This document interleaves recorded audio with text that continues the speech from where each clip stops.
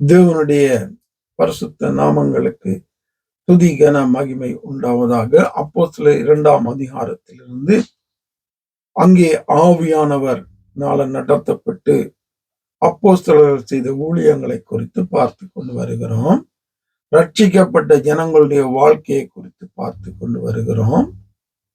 அங்கே செய்யப்பட்டதான ஊழியங்களை குறித்து பார்த்து கொண்டு வருகிறோம்.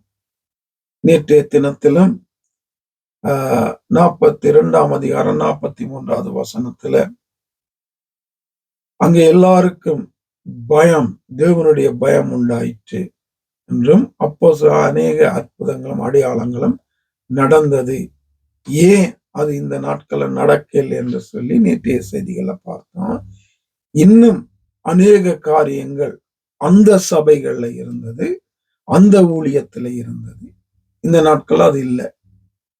அதால ஆவியானவர் கிரியை செய்கிறது கிடையாது என்று பார்த்தோம். தொடர்ந்தும் இந்த நாட்கள்ல எங்கள் மத்தியில இல்லாத அந்த இடத்துல இருந்த காரியங்களை பார்க்க போகிறோம். 44 விசுவாசிகள் எல்லாரும் ஒருமித்திருந்து சகலத்தையும் பொதுவாய் வைத்து அனுபவித்தார்கள்.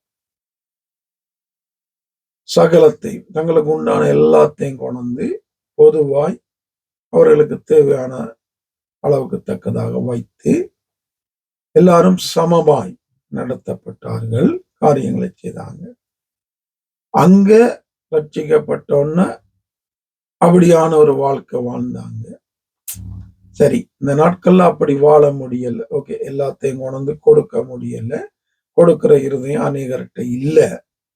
சேர்க்கிறது, தனக்காக வாழுகிறது, எப்பயும் நான் பெரிய ஆளா இருக்கணும், இன்னும் ஒன்று இருந்தா இன்னும் ஒன்று இருக்கணும், அது இருந்தா 2 இருந்தா 3 ஆக்குறது, இப்படியான காரியங்கள்ல தான் அநேகருடைய வாழ்க்கை இருக்கு.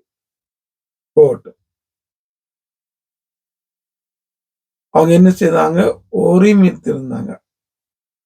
எல்லாத்தையும் கொடுக்கிற காரியத்தை செய்யல. ஓகே, ஒருமித்து அது கூடுகிற இடங்கள்ல ஒரு மனம் இருக்கா?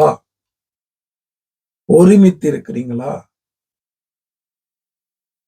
இருக்கிற சபைகள்ல இருக்கிற ஊழியக்காரன் ஒருத்தனோட ஒருமித்து இருக்கிறது இல்ல, ஒரு மனம் இருக்கிறது இல்ல, உண்மை இருக்கிறது இல்ல, கபடம் இல்லாத இருதயம் இருக்கிறது இல்ல. இன்னொரு ஊழியக்காரனுக்கு எதிர்த்து நிக்கிற, அப்படிதான் அவனை கனம் பண்றது இல்ல. அவங்களுக்குள்ளேயே ஒரு மனம் இல்லை, ஒருமித்து இருக்கிற காரியங்கள் கிடையாது.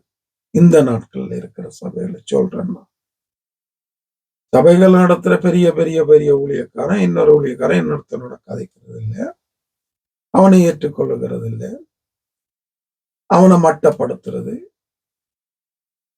இப்படியான காரியங்கள் அநேக போதகர்கள், தீர்க்கதரிசிகள், அப்போஸ்தலர்கள் என்று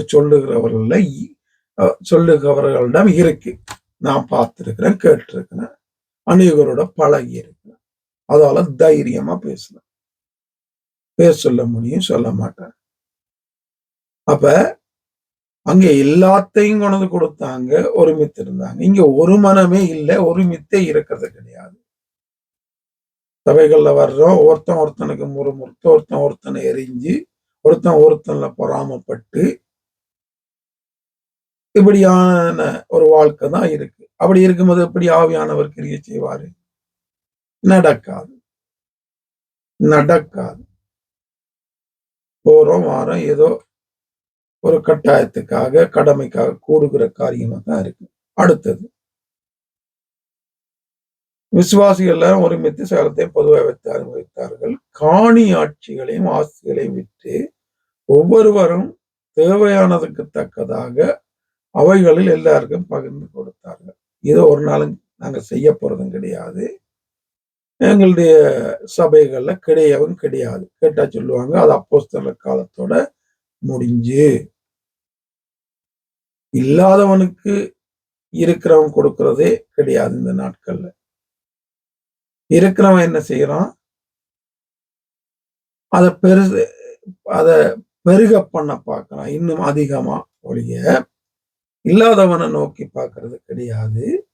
எனக்கு தாராளமா இருக்கே, அவனுக்கு கொடுப்போம், அவனை ஆசீர்வதிப்போம், திக்கற்ற விதவைகள், கைவிடப்பட்டவர்கள் கொடுப்போம், கவனிப்போம் என்பது கிடையாது.